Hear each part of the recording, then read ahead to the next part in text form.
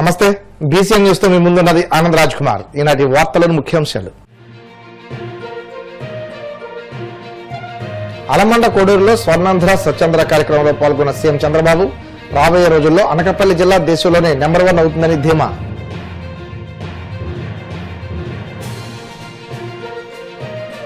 పాలకొల్లులో నిర్మాణ దశలో ఉన్న టిడ్కో గృహాలను వచ్చే నెల 15 లోపు పూర్తి చేయాలి అధికారులను ఆదేశించిన మంత్రి నిమ్మల రామనాయుడు.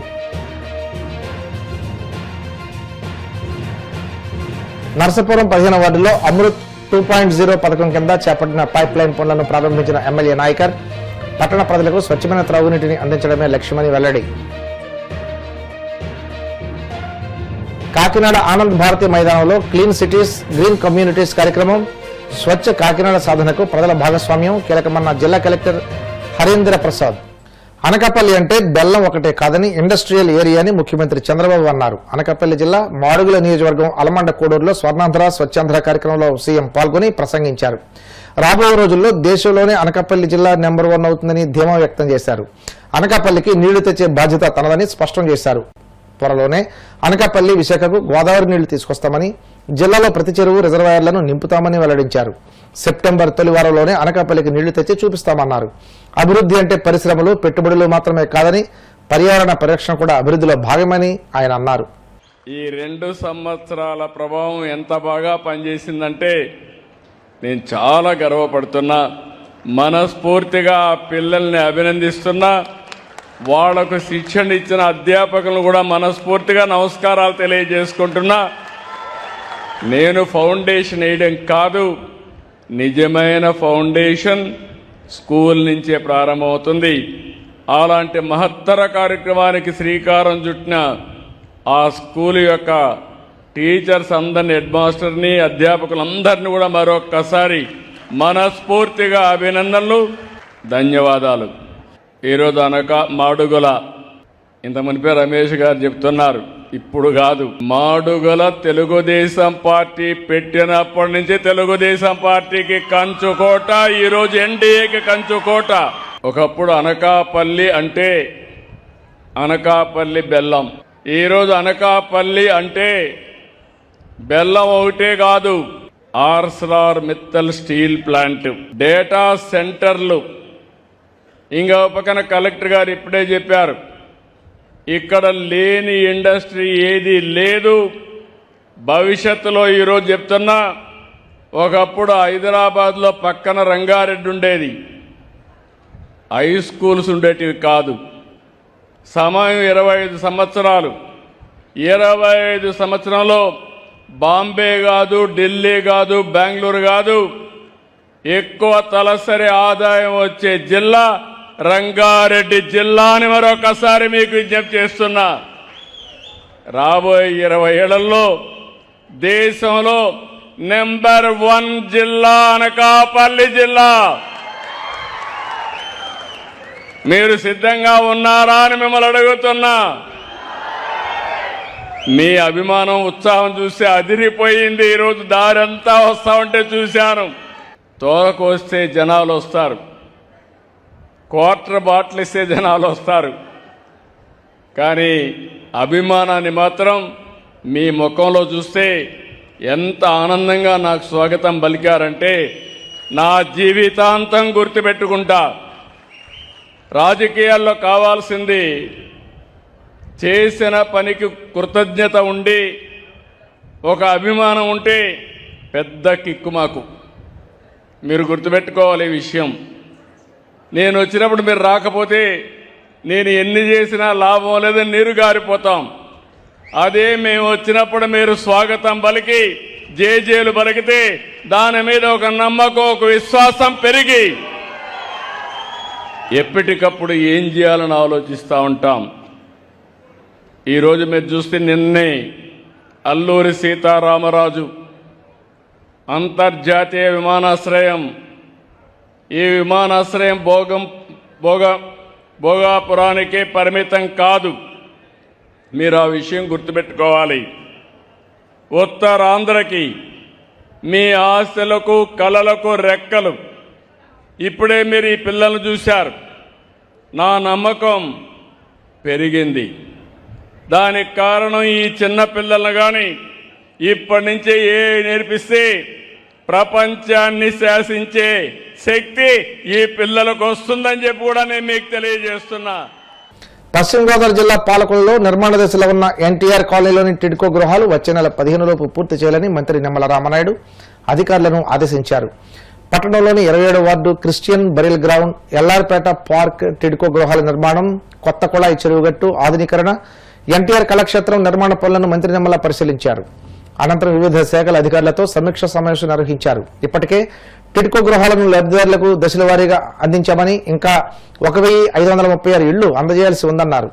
త్వరితగతిన నిర్మాణం పూర్తి చేసి సెప్టెంబర్ 15 నాటికి లబ్ధిదారులకు అందించే విధంగా ప్రణాళికబద్ధంగా పనులు చేయాలన్నారు. నియోజకవర్గాన్ని అభివృద్ధిలో ఆదర్శంగా అగ్రగామిలో నిలపాలనేటువంటి ఆలోచనలో భాగంగా వారం కూడా ఈ నియోజకవర్గంలో జరుగుతున్నటువంటి పనుల్ని అధికారులతోటి, ఏజెన్సీలతోటి, ప్రజాప్రతినిధుల సమక్షంలో రివ్యూ చేసుకుంటూ ఎప్పటికప్పుడు సూచనలు ఇస్తూ ఆ యొక్క పనుల్ని ముందుకు తీసుకెళ్తున్న విషయం మీ అందరికీ తెలుసు. అందులో భాగంగానే ఈరోజు కూడా డాక్టర్ బిఆర్ అంబేద్కర్ భవనం, ముస్లిం షాదీఖానా, గౌడ సెట్టిబలిజ భవనం, ఎన్టీఆర్ టిడ్కో ఇళ్లు అసంపూర్తిగా ఏవైతే మిగిలిపోయాయో అవన్నీ కూడా పూర్తి చేయడం, అదేవిధంగా ఆ ఎన్టీఆర్ టిడ్కో ఇళ్లలో మౌలిక వసతులు ఏర్పాటు విషయంలో ఏ రకంగా నిధులు కేటాయించుకోవాలి, అదేవిధంగా మన ప్రభుత్వ ఆసుపత్రికి సంబంధించి మరియు ఎన్టీఆర్ బొన్నాడు వెంకటరాజ గుప్తా ఎన్టీఆర్ కళాక్షేత్రం, అదేవిధంగా 2 పార్క్స్, మన కుళాయి చెరువు దగ్గర యొక్క బండు స్ట్రెంగ్థనింగ్ అండ్ సుందరీకరణ, తూర్పుగాపు కళ్యాణ మండపం, ఇట్లా అనేకమైనటువంటి విషయాలతో పాటుగా పాలకొల్లు పట్టణంలో ఇంకా రోడ్స్ కానీ డ్రైన్స్ కానీ ఎక్కడెక్కడ అవసరాలు ఉన్నాయి, ఆ రోడ్స్ డ్రైన్స్ని మనం ఎప్పటిలాగా ఆ బ్యాలెన్స్ కూడా మనం క్లియర్ చేస్తాం. ఇట్లా ప్రతి పనిని కూడా ప్రతి వారం కూడా రివ్యూ చేసుకుంటూ ఆ పనుల్ని ముందుకు తీసుకెళ్తున్నటువంటి సందర్భంగా ఈరోజు కూడా పట్టణ ప్రజలకు స్వచ్ఛమైన, సురక్షితమైన, నాణ్యమైన త్రాగునీటిని అందించడమే కూటమి ప్రభుత్వ ప్రధాన లక్ష్యమని ప్రభుత్వ విప్ ఎమ్మెల్యే బొమ్మిడి నాయకర్ అన్నారు. పశ్చిమ గోదావరి జిల్లా నర్సాపురం పట్టణం 15వ వార్డు కార్తికేయ నగర్లో అమృత్ 2.0 పథకం క్రింద చేపట్టిన పైప్ లైన్ పనులను ఎమ్మెల్యే ప్రారంభించారు. ఈ సందర్భంగా మాట్లాడుతూ నర్సాపురం పట్టణ ప్రజలు త్రాగునీటి సమస్యకు శాశ్వత పరిష్కారం చూపించే దిశగా 125.92 కోట్ల వ్యయంతో అమృత్ 2.0 పథకం ద్వారా సమగ్ర మంచినీటి సరఫరా వ్యవస్థను అభివృద్ధి చేస్తున్నామని అన్నారు.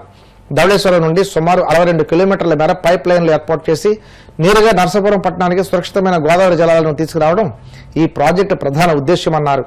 కేంద్ర ప్రభుత్వ సహకారంతో, రాష్ట్ర ప్రభుత్వ కృషితో నర్సాపురం, భీమవరం, పాలకొల్లు, తాడేపల్లిగూడెం, తణుకు, ఆకివీడు పట్టణాలకు గోదావరి జలాలను త్రాగునీటి అవసరాల కోసం అందించేలా సుమారు 450 కోట్లతో చేపడుతున్న ఈ ప్రాజెక్టు ప్రజలకు ఎంతో ప్రయోజనం చేకూరుస్తుందని అన్నారు. మరి పీచిపోయిన అన్నది కూడా మరి నా కుటుంబం నన్ను ఒక ఎమ్మెల్యే చేసిన, మరి నా ఫ్యామిలీలో నా పిల్లలకి నా పిల్లలకి ఒక కౌన్సిలర్ చేసిన, నిరంతరం మాకు అందుబాటులో ఉండి మరి మా కుటుంబాన్ని సహకరిస్తున్నటువంటి మరి పీచిపోయిన గ్రామ ప్రజానీకానికి నేను మనస్ఫూర్తిగా మరొకసారి హృదయపూర్వక పాదాభివందనలు తెలియజేస్తున్నాను. మరి ఈ రోజున ఈ కార్యక్రమం ఏదైతే ఉందో అమృత్ 2.0 కార్యక్రమంలో భాగంగా మరి గత వైఎస్ఆర్ ప్రభుత్వంలో ఆ రోజున ఈ పథకాన్ని ప్రవేశపెట్టి ఓన్లీ ఒక 2 OHRs మటుకే కన్స్ట్రక్షన్ చేసి మరి వాటిని పక్కన పెట్టిన పరిస్థితి.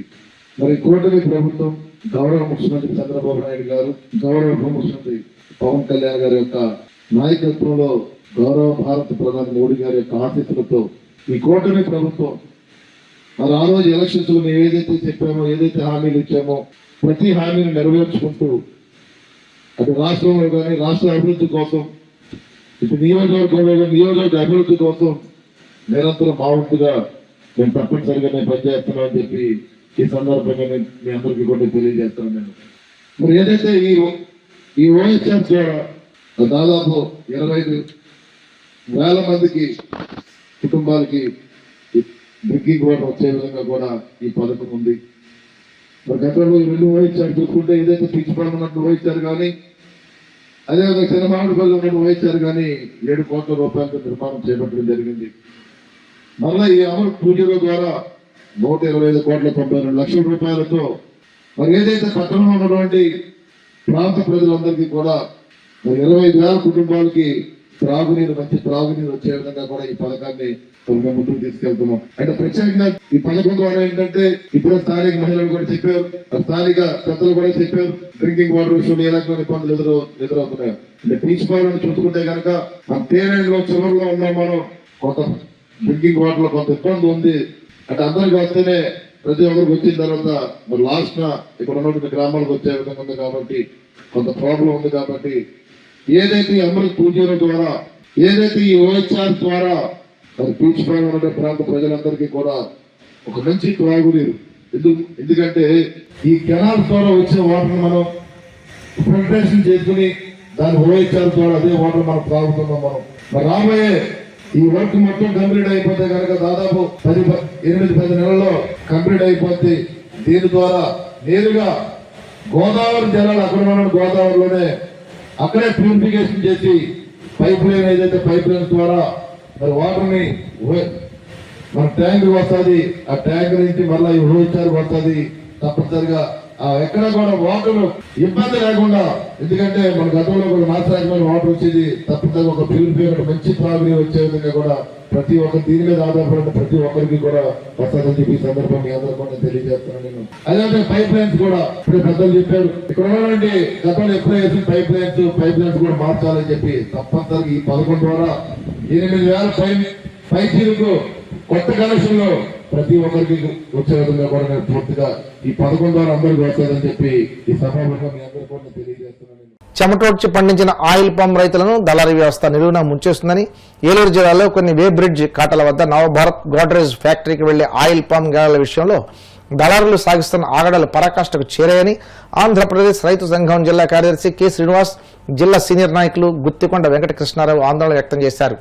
ఏలూరు అన్నే భవనంలో ఆయిల్ పామ్ రైతుల సమస్యలపై మీడియాతో మాట్లాడుతూ రైతుల శ్రమను దోచుకుంటున్న వే బ్రిడ్జ్ కాటల నిర్వాహకులు, దళారులపై ఉద్యాన, తునికలు, కొలతలు శాఖల అధికారులు, జిల్లా అధికార యంత్రాంగం తక్షణమే కఠిన చర్యలు తీసుకోవాలని డిమాండ్ చేశారు. ఆంధ్రప్రదేశ్ రైతు సంఘం ఏలూరు జిల్లా కార్యదర్శి. ఇవాళ ఆయిల్ పాము రైతులకు సంబంధించిన అనేక సమస్యలు ఉన్నాయి. ప్రధానంగా ఆయిల్ పామ్ గెలకు సంబంధించిన ఎక్కడైతే కాటా పాయింట్ ఉన్నాయో కొనుగోలు మన వేబిడ్జి కాటాల దగ్గర మాత్రం చాలా మోసాలు జరుగుతున్న పరిస్థితి కనబడతా ఉంది. నవభారత్ కానీ అట్లాగే ఇతర ఆయిల్ ఫెడ్ పరిధిలో ఉన్న కాటా పాయింట్ల దగ్గర రైతులు చాలా నష్టపోవాల్సిన పరిస్థితి ఏర్పడతా ఉన్నది. గతంలో కూడా అంతకుముందు గార్డేజ్ సమస్య కూడా ఉన్నది. ఒకవైపు ఏమో ఫ్యాక్టరీ యాజమాన్యాలు గెలలు ఏరివేసే కార్యక్రమాన్ని చేపట్టి పచ్చి గెలలు అనే పేరుతోటి పక్వానికి వచ్చిన గెలలు కూడా వేరువేయడం వల్ల ఈ ఏరువేత కార్యక్రమం వల్ల ఎక్కువ సందర్భాల్లో రైతులు నష్టపోతా ఉన్నారు. అయితే చాలా చోట్ల ఇప్పుడు ఆయిల్ ఫెడ్ పరిధిలో, నవభారత్ పరిధిలో ఉన్న వేబిడ్జి కాటాల దగ్గర ఎక్కడైతే కొనుగోలు కేంద్రాలు ఉన్నాయో, గెలల సేకరణ కేంద్రాలు ఉన్నాయో ఆ ప్రాంతాల్లో గెలల మీద వాటరు జల్లి వెయిట్ పెరిగేలాగా చేసి ఇవాళ మోసాలకి గురి చేస్తున్న పరిస్థితి కనపడతా ఉంది. అంటే దళారుల మోసాలకి రైతులు బలి కావాల్సిన పరిస్థితి ఏర్పడింది. అంటే గెలలు నాణ్యత తగ్గిపోయి వాటరింగ్ చేయడం వల్ల ఓఆర్ తగ్గిపోయే ప్రమాదం కూడా ఉన్నది. అంటే దళారులకి లాభాల కోసం అని చెప్పేసి ఎవరైతే వేబిడ్జి కాటాల వద్ద దళారులు ఉన్నారో వాళ్ళు ఈ రకమైన కార్యక్రమానికి పాల్పడతా ఉన్నారు.